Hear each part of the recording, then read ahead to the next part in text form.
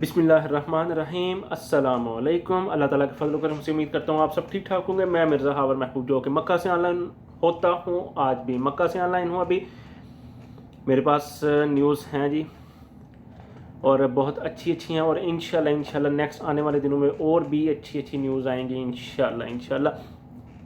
पहले news start होने से पहले आप इस तरह करेंगे, मेरे चैनल को सब्सक्राइब कर दें और बेल आइकन को ज़रूर प्रेस कर दें, क्योंकि मैं जब वीडियो अपलोड करता हूँ और बहुत से लोग हैं जो वीडियो देख लेते हैं, कुछ को पता होता है और कुछ को जिसने नहीं सुनी होती वो फिर मुझे 2-3 दिन बाद कॉल आती है कि मिर्ज़ा भाई ये न्यूज़ आ रही है, ये चल रही है, और क्या ये इसके बारे में कुछ आपको इल्म है, ये क्या है, इसके बारे में कुछ बताएं प्लीज़। तो फिर मैं उन्हें कहता हूँ कि मेरी फ़लाँ दिन की वीडियो आज से 3-4 दिन पहले जो मैंने अपलोड की थी फ़लाँ वो आप देखें, उसमें मैंने इसके बारे में सारा कुछ बता दिया हुआ है। इसलिए प्लीज़ जो भी दोस्त मेरी वीडियो देखे उसको शेयर कर दिया करें अपने दूसरे फ्रेंड्स के साथ, फेसबुक पे, व्हाट्सएप फ्रेंड्स के साथ, ताकि उनका भी जो कुछ जो उन्होंने सुननी होती है, जो न्यूज़ उन्होंने सुनी होती है, उसके बारे में उन्हें डिटेल से पता चल जाए। चलें जी, न्यूज़ पहले तो अल्हम्दुलिल्लाह सऊदी अरेबिया में चौथा रोज़ा था और रोज़े बड़े ज़बरदस्त गुज़र रहे हैं। ये रमज़ान मक्का शरीफ में ये मेरा 9वां रमज़ान है अल्हम्दुलिल्लाह। और हरम शरीफ में तरावियाँ पढ़ते थे, लेकिन ये रमज़ान ये वाला जो इसमें तरावियाँ घर में पढ़नी पड़ रही हैं, मस्जिदों में भी नहीं जाना पड़ रहा।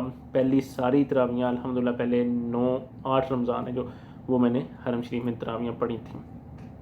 और जो ईद होती थी, ये लास्ट 4 साल से जो ईद होती थी वो मैं मदीना शरीफ में नमाज ईद, जो छोटी ईद है ये रमज़ान के बाद, ये मैं हरम शरीफ में मदीना शरीफ में रोज़ा मुबारक के बिल्कुल साथ अदा करता था। चौथा साल हो गया, और दुआ करें अल्लाह पाक खैर है करे, अगर हालात अच्छे हुए तो इस दफ़ा मैं फिर चला जाऊँगा और नमाज ईद उधर ही अदा करूँगा इंशाल्लाह। 27वीं रमज़ान को हरम शरीफ में बड़ी रौनक होती है। वैसे तो रमज़ान के महीने में पूरे मक्का शरीफ में बहुत रौनक होती है, लेकिन जो 27वीं रमज़ान होती है उसमें बहुत ज़्यादा रौनक होती है, कुछ एक्स्ट्रा सारी, और बहुत ज़्यादा रश होता है हरम शरीफ के अंदर। बाय दूर रोडों तक बंदों ने मसल्ले बिछाए होते हैं। और इस दफ़ा कुछ भी नहीं है, अपनी अपनी नमाज़ें घर में अदा कर रहे हैं, मस्जिदों में बस अज़ान हो रही है। और कल किसी ने सोशल मीडिया पर, फेसबुक पे या यूट्यूब पे किसी ने न्यूज़ चला दी थी कि जी मस्जिदों को खोला जा रहा है, लेकिन इस तरह की कोई न्यूज़ भी नहीं है बिल्कुल भी। जस्ट मस्जिदों की सफाई वगैरह जो रूटीन से की जाती है वो रूटीन से हो रही है, और वो किसी ने न्यूज़ चला दी कि जी मस्जिदों की सफाई हो रही है और इनको खोला जा रहा है, लेकिन इस तरह की अभी तक कोई न्यूज़ नहीं आई।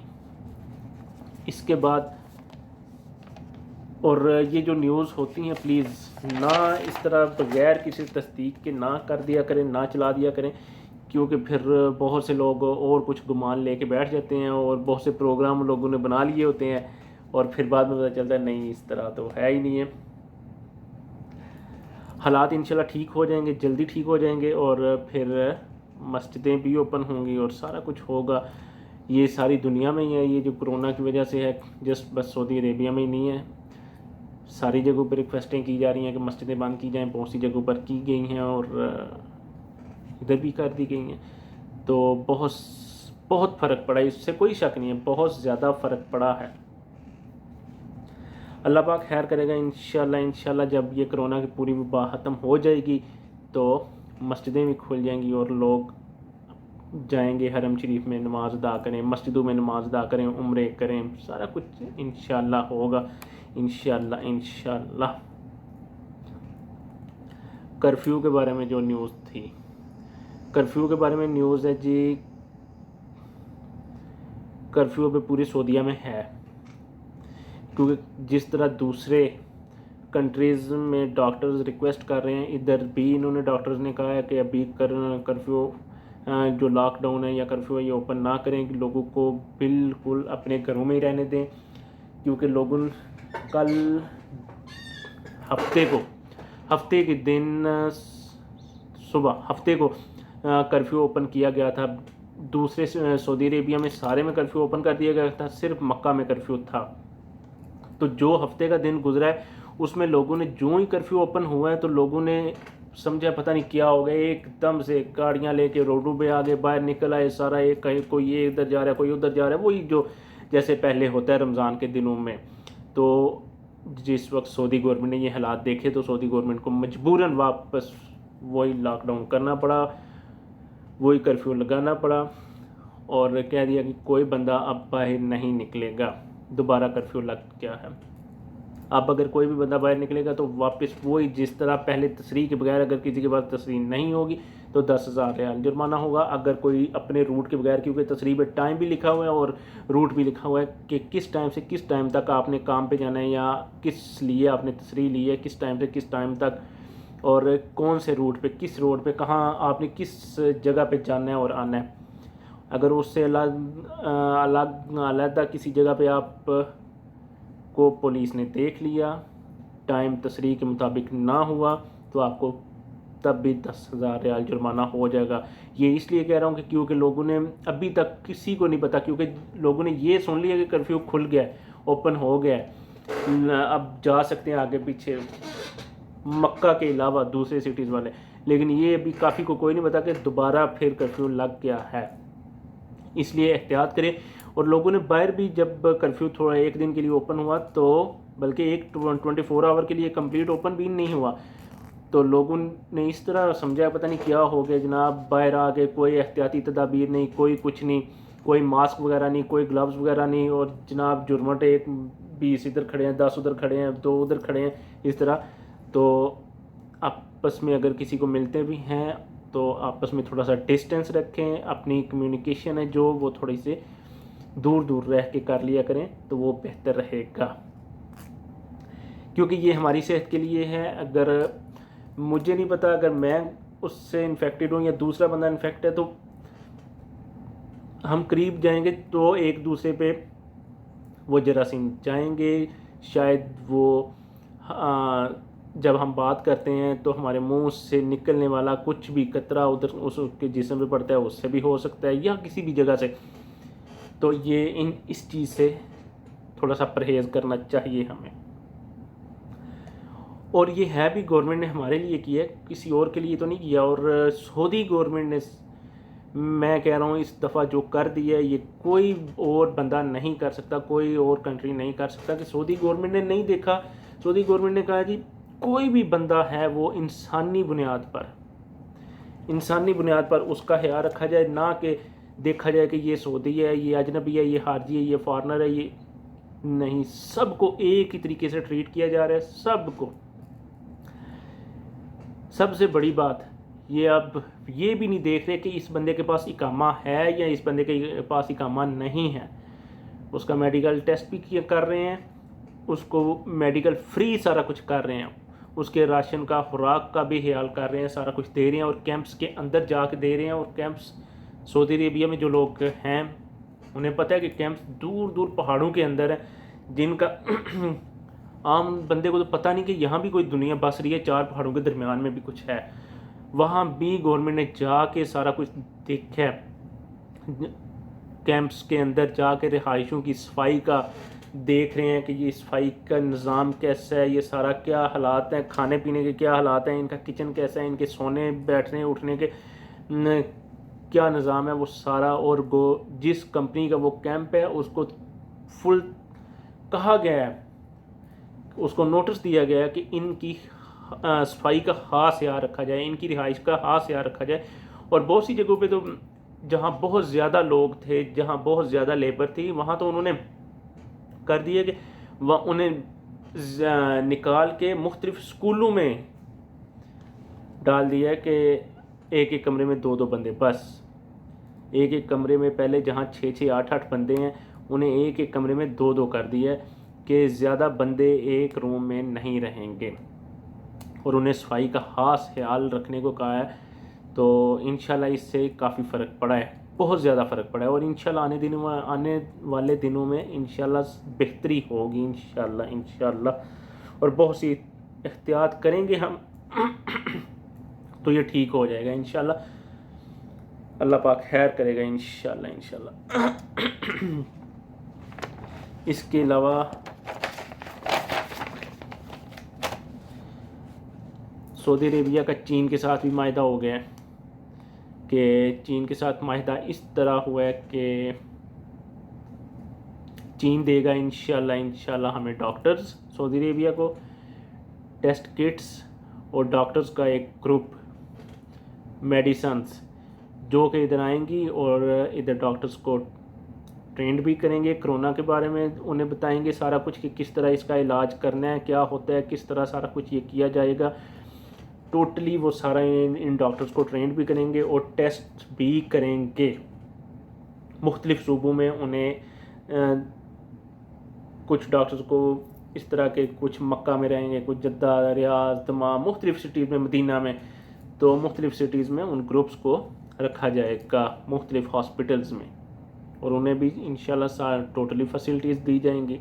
ज़ाहिर सी बात है वो मेहमान होंगे और मेहमान नवाजी तो सऊदी अरेबिया वाले कर रहे हैं पहले ही अजनबियों की। अल्हम्दुलिल्लाह अल्हम्दुलिल्लाह बड़ी ज़बरदस्त इस दफ़ा जो हो रहा है जी, बहुत ज़बरदस्त हो रहा है अल्हम्दुलिल्लाह।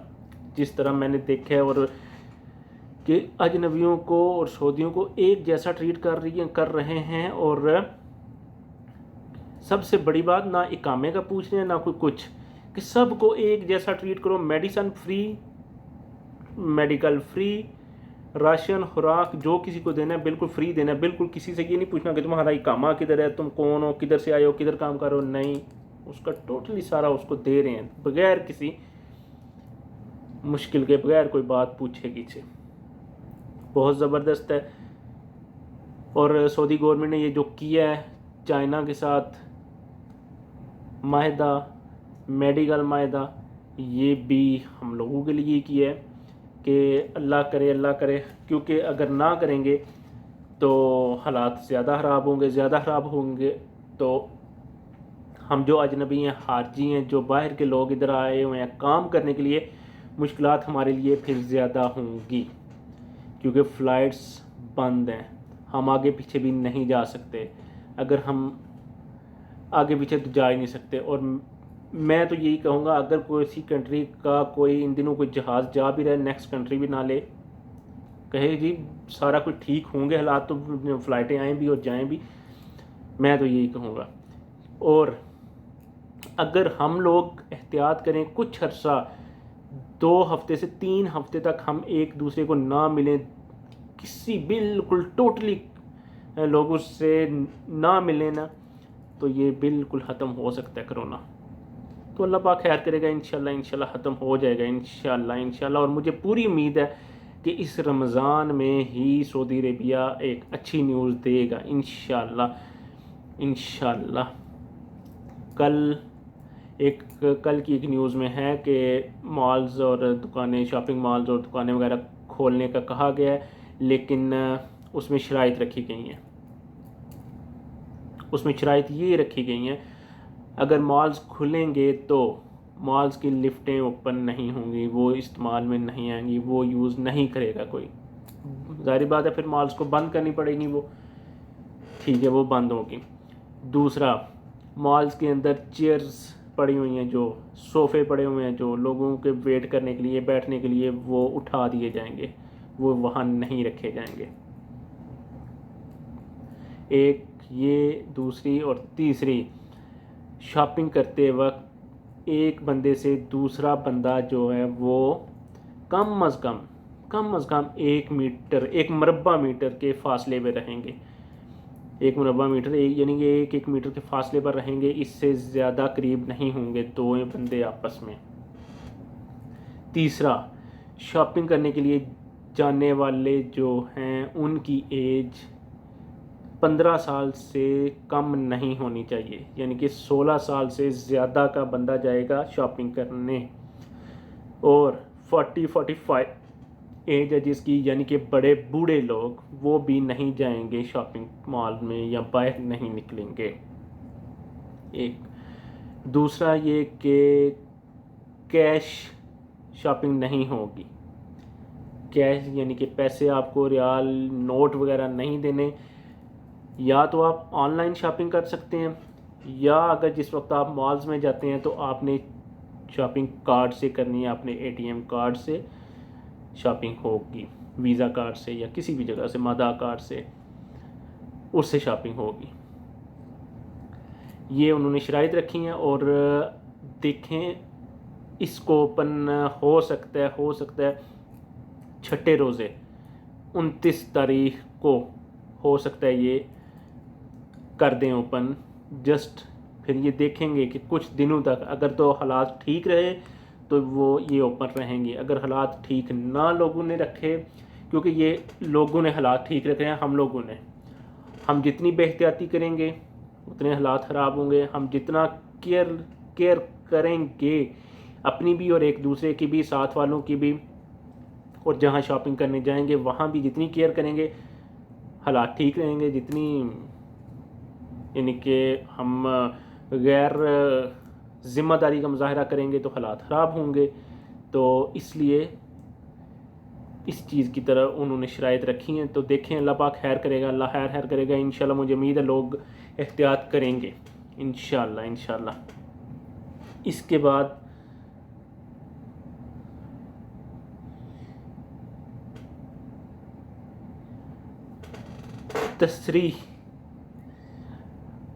तस्री ले के काम करने का इजाज़त इसलिए दी गई है क्योंकि कुछ लोगों को है कि तस्री नहीं देनी चाहिए और बिल्कुल टोटली बंद हो जाना चाहिए। तस्री ले के इजाज़त इसलिए दी गई है, हर बंदे को तस्री भी नहीं दी गई। ऑनलाइन तस्री मैंने आपको एक वीडियो में बताया था, ऑनलाइन तस्री दे रहे हैं, लेकिन वो हर बंदे को नहीं दे रहे।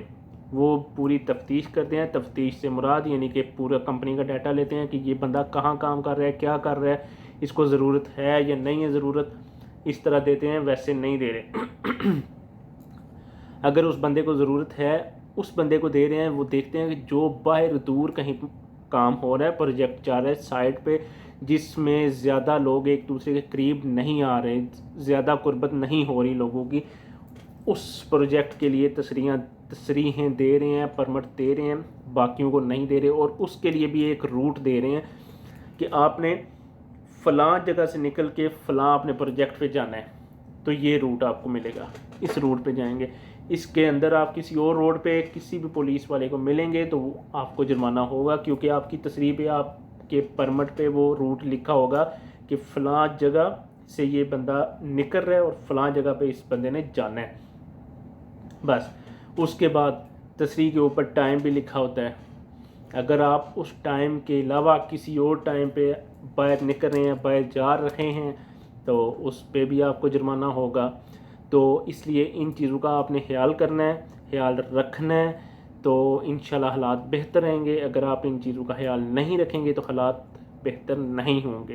हालात को बेहतर किसने करना है? हम लोगों ने ही करना है। बाकी दूसरा एक और, फ़्लाइट्स कब चल रही हैं? फ़्लाइट्स 20 को एक फ़्लाइट गई है फ़िलिपाइन, 26 को एक फ़्लाइट गई है फ़िलिपाइन। स्लोली फ़्लाइटें, ये स्पेशल फ़्लाइटें चल रही हैं। ये वो फ़्लाइटें हैं जिसका मैंने अपनी एक वीडियो में बताया है कि आप अपने अबशिर से अपनी छुट्टी लगवा सकते हैं। आप अपने अबशिर से छुट्टी लगवाएंगे, उसमें कौन कौन बंदा फ़ायदा उठा सकता है? ये बड़े बंदे पूछ रहे हैं कि मैं जा सकता हूँ जी, मैं जा सकता हूँ, मैं अप्लाई कर सकता हूँ। उससे हर बंदा अप्लाई कर सकता है, कोई भी जो भी जाना चाहे वो उससे अप्लाई कर सकता है।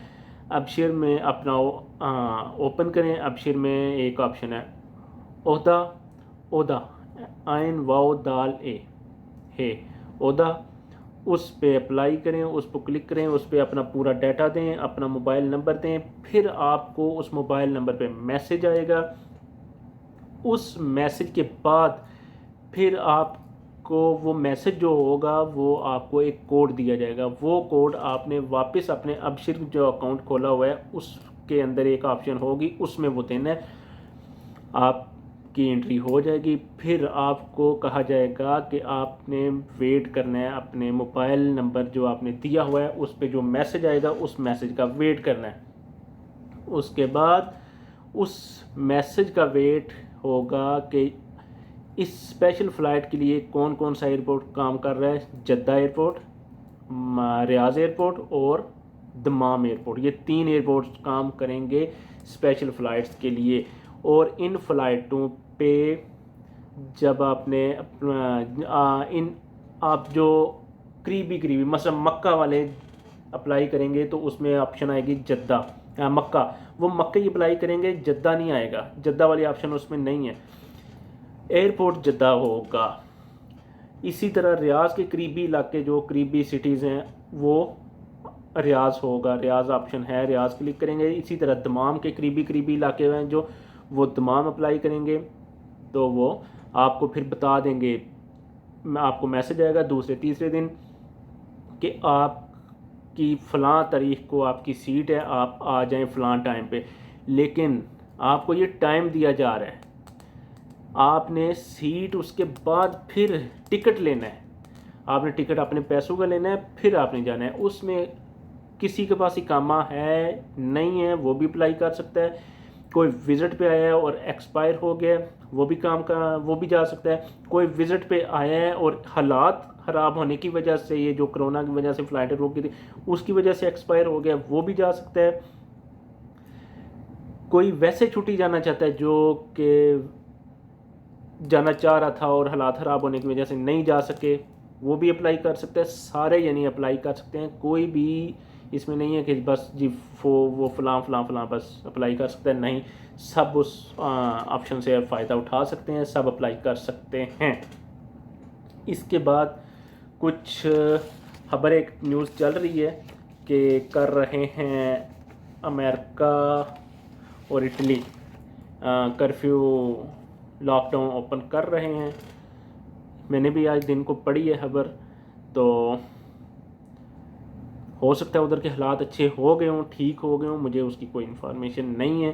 तो अल्लाह पाक खैर करेगा, इंशाल्लाह हम इधर वाले भी हालात ठीक हो जाएंगे, इंशाल्लाह सारा कुछ ओपन हो जाएगा और सारे आगे पीछे हंसी खुशी लाइफ गुजारेंगे इंशाल्लाह। एक और खबर, बहुत बुरी खबर है जिसका जो कि नहीं होना चाहिए था, लेकिन कुछ लोग बेवकूफ़ी करते हैं, पागलपन करते हैं, अपने कंट्री का नाम ख़राब करने के लिए ये कर देते हैं कि 6 डॉक्टर्स पकड़े गए हैं, 6 डॉक्टर्स पकड़े गए हैं जो कि लोगों से पैसे लेके कोरोना का इलाज कर रहे थे, मेडिसिन्स दे रहे थे, लेकिन वो डॉक्टर नहीं थे, वैसे ही बस मेरी आपकी तरह बस ना काम कोई और कर रहे थे और इधर इन दिनों दिहाड़ियाँ लगा रहे थे। गवर्नमेंट ने, पुलिस को पता चला, उन्होंने पकड़ लिया, छापा मारा उस जगह पे, बहुत सी मेडिसिन्स, और वो 6 बंदे पकड़े गए हैं। तो इसलिए एहतियात करें, ऐसे काम ना किया करें, क्योंकि इससे अपने कंट्री का ही नाम ख़राब होगा और हो रहा है ऐसे काम करने से। क्योंकि जिस बंदे को फिर पता चलता है कि ये तो फ़लाँ कंट्री का, तो फिर वो दूसरे जो होते हैं ना उनके साथ काम करने वाले, फिर उनसे वो उनका मजाक उड़ाते हैं, जी आप ये, आपके तो ये कर रहे हैं, आपके बंदे तो वो कर रहे हैं, आपको तो फिर ये बुरा लगता है, कंट्री का नाम बहुत ख़राब होता है। दूसरा, एक और भी कर्फ्यू लग के बावजूद एक काम हो रहा था, वो भी पुलिस ने पकड़ लिए हैं बंदे जो कि लोगों को नहीं करना चाहिए था। बार्बर शॉप्स वालों ने क्या किया है, एक तो मैं वीडियो भी देखी है कि बार्बर शॉप ओपन की है, बंदे को अंदर किया है, शटर नीचे की है, बाहर से बंदे ने ताला लगा दिया है और अंदर जो है बार्बर शॉप वाला वो सॉरी बार्बर शॉप वाला वो कर रहा है, उसके बाल वगैरह काट रहा है, और एकदम से पुलिस आई है, क्योंकि वो किसी ने देख लिया था, कोई देख रहा था और पुलिस को शिकायत की है, और उसी वक्त बंदा आया, पुलिस ने कहा जी ताले काटें, उसने ताला काटे, अंदर देखा बंदा कर रहे है, उसके बाल काट रहा था। और कुछ एक और जगह से बंदे पकड़े गए हैं, उन्होंने क्या किया है, किसी बिल्डिंग में अपनी बार्बर शॉप से कुर्सियाँ उठाई हैं और किसी बिल्डिंग में रख दी हैं, किसी कमरे में, और लोगों को एक एक दो दो करके उन्हें बुला रहे हैं, और लोग भी आ रहे हैं, बाल कटवाने के लिए, तो उन्होंने कर दिया है, पुलिस ने पकड़ लिया है। पुलिस को पता चला क्योंकि वो 3-4 दिन से बल्कि कुछ हफ्ते से लगे हुए थे, इसी तरह लोगों के बाल काट रहे थे। और फिर पुलिस को पता चला, किसी ने शिकायत कर दी है, तो पुलिस ने आके वो कुर्सियाँ वगैरह भी उठाई हैं, वो बंदे भी पकड़े हैं, क्योंकि ये गैर कानूनी है। अगर गवर्नमेंट ने मना किया हुआ है तो बंदा फिर क्यों करे। ये भी पता है कि हम पैसे कमाने के लिए आए हैं, पीछे हमारे वालिदैन हैं, हमारे बच्चे हैं, हम कोई ऐसी हरकत, कोई ऐसा काम नहीं करेंगे जिससे हमें मुश्किल हो, हमारे पीछे वालों को मुश्किल हो। हम क्यों इस तरह का काम करें। फिर भी लोग करते हैं, मुझे नहीं समझ आ रही क्यों करते हैं। कोई भी ऐसा काम ना करें किसी भी कंट्री में है, बल्कि अपने कंट्री में भी है, किसी भी ऐसे कंट्री में है जहां आप अपने कंट्री से दूर हैं, अपने वालिदैन से दूर हैं, अपने बच्चों से दूर हैं, बल्कि अपने कंट्री में भी हैं, कोई ऐसा काम ना करें जो लॉ एंड ऑर्डर के खिलाफ हो। गवर्नमेंट ने एक चीज़ से मना कर दी है, ठीक है, मना रहें। अगर वो आप करेंगे तो वो यही है कि आपने लॉ तोड़ा है, आपने गलत काम किया है। तो इससे फिर अगर तो आप दूसरे किसी कंट्री में, तो इससे आप उस कंट्री का नाम बदनाम होता है। जिस तरह के कुछ दिन पहले मैंने अपनी पहली वीडियो में बताया था कि बंगाली पकड़े गए थे जो कि इकामे लोगों को बना रहे थे, पैसे लेके सिमें बना रहे थे, 2 नंबर लोगों से पैसे लेके बेच रहे थे, वो नेट वाली सिमें भी दूसरी भी। तो ऐसे कोई काम ना करें जिससे अपने कंट्री का नाम बदनाम हो, और फिर आपके लिए भी मुश्किल होगी, आपको सज़ा भी होगी, आपके पीछे वालिदैन हैं, अपने बच्चे हैं, आपको नहीं पता आपको कितना अर्सा फिर सज़ा होती है। वो बेचारे भूखे मरेंगे, वो किस तरह करेंगे अपना, क्योंकि इधर से आपने कमाना है, आप कमाने के लिए आए हैं, आपने कमाना है तो उन्हें भेजना है तो उनके घर का चूल्हा जलना है। तो अगर आप इधर पकड़े जाएंगे तो उन्हें कौन कमा के देगा, फिर हालात बुरे होंगे, बहुत कुछ हो जाता है फिर। तो इससे इन चीज़ों से परहेज़ करें, ऐसे कोई काम ना करें, ऐसा कोई भी काम ना करें जिससे आपको शर्मिंदगी हो, आपके वालिदैन को, आपके बच्चों को, या फिर आपके कंट्री के लोगों को, आपके कंट्री को शर्मिंदगी का सामना करना पड़े। कोई ऐसा काम ना करें। टैक्सी वाले इन दिनों रुके हुए हैं। एक रियाज में तो शायद मैंने एक खबर सुनी थी कि डिलीवरी, जो होम डिलीवरी देने वाले लोग हैं, सामान मुख्तलिफ स्टोर्स से ये टैक्सी वालों के ज़िम्मे लगा रहे थे। तो इन दिनों मक्का वाली टैक्सीज़ वो टोटली बंद हैं, और हालात काफ़ी बुरे हैं, क्योंकि वो कमाते थे और फिर वापस पाकिस्तान पैसे भेजते थे। और कल एक बंदा कह रहा था कि यार ये टैक्सी वाले ये क्या करते थे पहले, कि अब इन्हें खुद ही सोचना चाहिए कि इन दिनों की से सबक सीख लेना चाहिए कि टैक्सी वाले, क्योंकि मुझे भी पता है टैक्सी वाले ज़रा ख्याल नहीं करते हाजियों का, या कोई इधर बंदा है, हाजियों को तो सही इन्होंने टोका रखा होता है, छुरा रखा होता है। ये नहीं देखते ये बूढ़ा बंदा है, ये बेचारा पता नहीं कितने पैसे कितने उठा के आया होगा, कितनी कमेटियाँ डाल के, या किस तरह मजबूरन आया होगा ये उम्रा करने या हज करने। तो हम इसके साथ क्या कर रहे हैं, यहाँ से आधा किलोमीटर भी जाना है ना, आप लोगों को तो नहीं पता कि हम फलां जगह ये कितनी दूर है। वो क्या करते हैं जी, टैक्सी वाले को पूछ लेते हैं जी फलां जगह, वो टैक्सी वाले फिर ज़बरदस्ती बैठा भी लेते हैं, और फिर कहते हैं वो तो बहुत दूर है, फिर 2-3 रोडों से वैसे ही चक्कर लगवा के फिर जी 50 रियाल दे दें जी। वो बेचारे 50 रियाल, क्या पता उन हाजियों के बाद टोटली वो 50 रियाल लेके आया हूँ, क्योंकि सारा खर्चा तो उन्होंने कर लिया, अपने पासपोर्ट, वीज़ा, शीज़ा सारा कुछ। और हैं, इसमें कोई शक नहीं है, वो भी हाजी मैंने देखे हैं जो बेचारे आते हैं, बहुत मजबूरी से आते हैं और खाली जेब लेके इधर आते हैं। अल्लाह का लाख लाख शुक्र है, अल्लाह का लाख लाख शुक्र है, अल्लाह ताला के मेहमान होते हैं। वो मक्का में जो आ जाता है भूखा नहीं मरता, जो मर्जी हो जाए वो भूखा नहीं रहेगा, खाना उसे मिल ले जाएगा, खा के सोएगा। लेकिन इन टैक्सियों वालों को ख्याल करना चाहिए कि यार ये हाजी आए हैं तो इन्हें भी हम थोड़ा सा ख्याल करें, जितना हमारा बनता है ये किराया जो इनका बनता है वो जायज़ जायज़ लिया करें, जायज़ जायज़ हम इनके साथ करें, ना कि इनके साथ ज़्यादती करें। तो दुख होता है अब हमें दुख हो रहा है कि यार बहुत से लोगों के काम बंद हुए हैं, टैक्सी वालों के भी काम बंद हुए हैं, लेकिन टैक्सी वालों ने ज़रा किसी का कभी हया नहीं किया, कोई शर्म नहीं की, ना इन्होंने देखा ये बूढ़ी औरत है, बूढ़ा मर्द है, इन्हें नहीं पता, हम इन्हें फ्रॉड ना लगाएं। अगर पाकिस्तानी है तो पाकिस्तानी एक दूसरे के वो काट रहे हैं, ये नहीं कहते कि यार कुछ ख्याल करें, हमारे ये कंट्री के हैं। मैंने खुद खड़े हो के ये एक दफ़ा नहीं को 50 दफ़ा मैंने देखा है कि टैक्सी वाले और जो कोई हाजी बेचारा आया होता है, उन दोनों के दरमियान जो मुकालमा हो रहा होता है वो सुनते हैं। सुनना, वो बेचारा रो रहा होता है, मेरे पास तो है ही बस 20 रियाल है, वो टैक्सी वाला कहता है नहीं जी 30 ही लगते ने फोथे दे। तो ज़रा भी नहीं कहते हालांकि पूरा मक्का घूम ले, मैं कहता हूँ 50 रियाल का पेट्रोल नहीं लगता, और ये यहाँ से यहाँ आधा किलोमीटर में जाने का हाजियों बेचारों से 50 रियाल ले लेंगे। तो हाँ, टैक्सी वालों को चाहिए कि ख्याल करें, अल्लाह ताला इन्हें अल्लाह खैर करे, अल्लाह खैर करे, हालात अच्छे हों और फिर अपनी अपनी नौकरी पे अपनी अपनी रोज़ी के लिए निकलें, तो कमाएं और अपने घर वालों को भेजें, तो उनका भी घर का चूल्हा चले।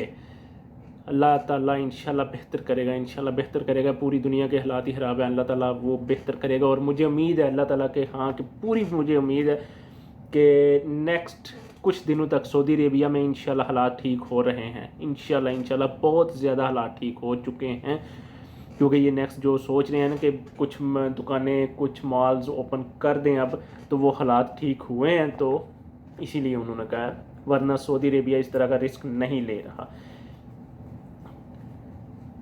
कल एक खबर मैं सुन रहा था पाकिस्तान में, हाँ एक और भी न्यूज़ है, बल्कि एक शिकायत भी है पाकिस्तानी गवर्नमेंट से। कल मैं एक छोटा सा क्लिप देख रहा था, एक बूढ़ी माँ जी थे पाकिस्तान में, वो एंकर उनसे पूछ रहा था कि माँ जी आपने मास्क नहीं लगाया हुआ, आप किधर गए? तो माँ जी ने सीधे ही कहा मास्क होता क्या है। एक माँ जी ने कहा बेटा मैं ना, अब वो पंजाबी में बात हो रही है उनकी दोनों की, बेटा मैं ना वो गई हुई थी इधर, वो पूछने गई हुई थी कि वो 12,000 रुपया जो गवर्नमेंट दे रही है वो किस तरह देना है। अब वो बंदा, अब एंकर उन्हें क्या कहता है माँ जी को, माँ जी ताड़े को मोबाइल है? नहीं पुत्र मोबाइल तो नहीं है। अच्छा माँ जी मैसेज पढ़ लेंदे हो? नहीं बेटा मुझे तो नहीं मैसेज, ये अब पंजाबी में उन्हें हो रहा हो। अच्छा नहीं बेटा मुझे तो नहीं मैसेज पढ़ना आता। माँ जी आपको पता है मैसेज होता क्या है? नहीं पुत्र। ठीक है, अब मैसेज मोबाइल भी नहीं है, मैसेज भी नहीं पढ़ सकते, मैसेज का पता भी नहीं है, मैसेज टाइप भी नहीं कर सकते। माँ जी किन्नियां बेटियां ने? जी माँ जी किन्ने घर दे बंदे हो? जी मेरियां 4 बेटियां ने और 1 बेटा है। बेटा मिस्त्रियों का काम करता है और इन दिनों सारे काम बंद हैं। ठीक है, तो माँ जी फिर पता लगा किस तरह ਤੁਹਾਡਾ वो होंदा है पैसे लभदे ने पुत्र, मनो किरियों नहीं पता लगा। अब वो बंदा कहता है कि मोबाइल भी नहीं है, मैसेज भी नहीं है, तो माँ जी आपने किस तरह पैसे लेने हैं? पुत्र वही मैं पता करेंगे ये। तो फिर वो एंकर ने बात ठीक की गवर्नमेंट को मुखातब करके कि दे लो हुण गरीबां नूं पैसे। उसने कहा यार, उसने भी बात ठीक की, मैं भी यही कहूँगा कि ये काम करने चाहिए एक किसी बंदे के पुत्र के जिम्मेदार एक आप टीम बनाएं और यूनियन काउंसिल वाइज टीम बनाएं और उन्हें लिस्टें तैयार करने का कहें, लिस्टें वो तैयार करें और उनके ज़रिए ये पैसे भिजवाएं। लोगों को मैसेज मोबाइल कुछ भी नहीं पता, लोग कैसे आपके साथ कांटेक्ट करेंगे। तो दुख होता है इस चीज़ का। फिर वो एंकर ने दिए कुछ पैसे खुद भी, और फिर उसने भेजा बंदा कि जाओ वो राशन लेके आओ, वो राशन वगैरह भी दिया उन्हें। वो फिर उसने काफ़ी लंबी बात की कि किस तरह लोगों को, क्योंकि एक तो हम जनरल सी बात करते हैं कि मोबाइल का दौर है, लेकिन इतना भी मोबाइल का दौर नहीं हुआ कि यार हमारे बूढ़े लोगों को, हमारी बूढ़ी माएँ हैं, बहनें हैं, बूढ़े मर्द हैं, बाबे हैं, उन्हें मोबाइल यूज़ नहीं करना आता, मोबाइल का पता ही कोई नहीं है क्या क्या, क्योंकि उन्होंने कभी ख़रीदा नहीं है, घर में कोई ऐसा बंदा नहीं है जिसकी कॉल सुननी या करनी जिसे पड़े। बहुत सी फैमिलीज़ हैं, बहुत से लोग हैं जिनके पास मोबाइल नहीं है। ये मैं खुद भी, मैं काफ़ी अपनी फैमिलीज़ को जानता हूँ जिनके पास मोबाइल नहीं है, उन्हें पता ही नहीं है मोबाइल किस तरह यूज़ करना है, मैसेज किस तरह करना है, तो फिर गवर्नमेंट किस तरह देगी पैसे। इस तरह ये काम होने चाहिए यूनियन काउंसिल वाइज, एक टीम भी बंदे के पुत्रों की टीम बनाई जाए। ये छोटा लफ्ज़ इस्तेमाल कर रहा हूँ, बंदे के पुत्रों की टीम एक बनाई जाए और उनके ज़िम्मे लगाया जाए यूनियन काउंसिल वाइज, और वो लिस्टें तैयार करें और उनके ज़रिए ये पैसे लोगों तक पहुंचाए जाएं और टोटली फिर इसका हिसाब भी लिया जाए। गवर्नमेंट इसका हिसाब भी ले कि पैसे किस किस तरह पहुंचे हैं, किन किन लोगों तक पहुंच गए हैं। जो टीम बनेगी उस टीम से ये हिसाब लिया जाए तो ये बेहतर रहेगा, बजाय इसके कि मोबाइल से मैसेज करें और मोबाइल का कोई नहीं पता, लोगों को बिल्कुल कुछ पता नहीं चल रहा वो मैसेज किधर करना है, किसको करना है, मोबाइल ही कोई नहीं है, मैसेज करना किसे और कहाँ पे करना है। इसलिए इन चीज़ों का थोड़ा सा ख्याल करें। कल एक और न्यूज़ चल रही थी कि जी हो गया वो सिंध गवर्नमेंट ने कुछ लोगों को कहा है जी पैसे दें और आप अपने दुकानें खोलें, तो ताजर बरादरी से। सिंध गवर्नमेंट मुझे नहीं समझ आती क्या करना चाहती है और किस तरह करना चाहती है। जरदारी साहब को किस चीज़ की अब कमी है, या मुराद अली शाह को किस चीज़ की कमी है, क्या करना चाह रहे हैं। सारे ही हजरत हैं, इन्हें बंदा बोले क्या। अगर ये खबर दुरुस्त है तो, क्योंकि मैंने रात को एक क्या उसको कहते हैं प्रोग्राम सुनता हूँ मैं, टॉक शो में बड़े सुनता हूँ, और टॉक शो में भी इस बात का जिक्र हुआ है। अगर उस टॉक शो में जिक्र हुआ है ना, तो कुछ इसमें 60-70-80% सदाकत है, तो इसलिए वो उस टॉक शो में भी बात हुई है, ऐसे ही नहीं बात निकली। तो सिंध गवर्नमेंट से भी रिक्वेस्ट है, खुदा के लिए इन दिनों कुछ थोड़ा सा ख्याल करें, लोगों को बख्श दें और पैसे ना लें और कारोबार भी अभी ना खोलने दें। कुछ इस तरह एक तरतीब करनी चाहिए, जिस तरह इस तरह सऊदी अरेबिया ने की है कि कुछ दुकानें, कुछ मॉल्स खोले जाएंगे, उनकी एक तरतीब रखी जाएगी, कुछ शराइत के मुताबिक उन्हें भी खोला जाएगा, ऐसे नहीं खोलने दिया जाएगा। इस तरह शराइत रखें तो ठीक हो जाएगा सारा कुछ ना ओपन करने दें। कुछ दुकानें, कुछ मॉल्स जो ओपन हो सकते हैं, जहाँ पे एहतियाती तदाबीर हो सकती हैं, एहतियाती तदाबीर करें। और लोगों को ईद के लिए अगर कुछ ख़रीदना है, रमज़ान के लिए कुछ ख़रीदना है, लोगों ने अपना दुकानों वालों ने खोलनी है दुकानें, कुछ अपना सर्कट चलाना है अपने घरों का, तो वो तो खोलें और उस तरह खोलें कि अपना टोटली एहतियाती तदाबीर करके, बगैर एहतियाती तदाबीर के भी ना खोलने दें, तो वो बेहतर रहेगा। इसी के साथ मैं अब अपनी वीडियो का एंड करता हूँ, क्योंकि एक तो पाकिस्तान, सऊदी अरेबिया और चाइना का जो मेडिकल माहिदा हुआ है उसको अभी आपको बताया है। फ़्लाइट्स कब चलेंगी, फ़्लाइट्स चल रही हैं, स्लोली आप अप्लाई करते जाएं अपने अबशिर अकाउंट से, क्योंकि फ़िलिपाइन भी फ़्लाइट 20 को भी गई है और 26 को भी गई है, और जस्ट ले के जा रहे हैं, अभी ले के नहीं किसी को आ रहे, क्योंकि जितना रश कम होगा वो बेहतर होगा। इसीलिए हालात इंशाल्लाह नेक्स्ट अच्छे आएंगे, तो वो बेहतर रहेगा। नमाज लोग घरों में पढ़ रहे हैं और खा भी गया है, अगर हालात साजगार ना हों तो अपनी नमाज़ें अपने घरों में अदा करें,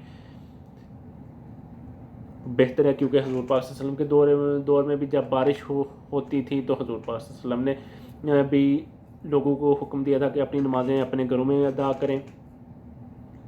और इधर अक्सर मैं 9 साल हो गए मुझे इधर, और अक्सर सुनता हूँ कई बार हालात इस तरह के हो गए हैं, बारिश हो गई है या बहुत कोई इस तरह का हो गया, तो अज़ान में ही कह देते हैं कि अपनी नमाज अपने घरों में अदा करें। एक और इसलिए नमाज़ें अपनी अपने घरों में अदा करें, इससे भी हालात इंशाल्लाह ठीक हो जाएंगे। रमज़ान तो इंशाल्लाह आ गया है, यानी कि गुज़र जाएगा इंशाल्लाह। अल्लाह पाक खैर से गुजारे, अल्लाह ताला खैर से गुजारे। कोई ऐसी इंशाल्लाह कोई ऐसा हो कि इंशाल्लाह इसी रमज़ान में ये जो पूरी दुनिया में वबा फैली हुई है कोरोना वाली, ये इंशाल्लाह ख़त्म होगी इंशाल्लाह मुझे उम्मीद है पूरी। और सऊदी गवर्नमेंट की तरफ से भी पूरा हो रहा है कि इसी रमज़ान के अंदर ही ये टोटली ज़ीरो केस हो जाएंगे इंशाल्लाह पूरी दुनिया में, और इंशाल्लाह होंगे। अल्लाह पाक खैर करेगा। अल्लाह ताला आप सबको अपनी ज़ुबान में रखे, अल्लाह ताला आप सब के रिज़्क़ रोज़ी में इजाफ़ा करे, अल्लाह ताला आप सबको खुश रखे, खुश रहें, खुश रखें। अल्लाह हाफ़िज़। अपनी दुआओं में मुझे भी याद रखें, और प्लीज़ मेरे चैनल को सब्सक्राइब कर दें, मेरी वीडियोस को शेयर कर दिया करें, लाइक कर दिया करें, कमेंट्स कर दिया करें। आपकी बड़ी मेहरबानी होगी। अल्लाह हाफ़िज़।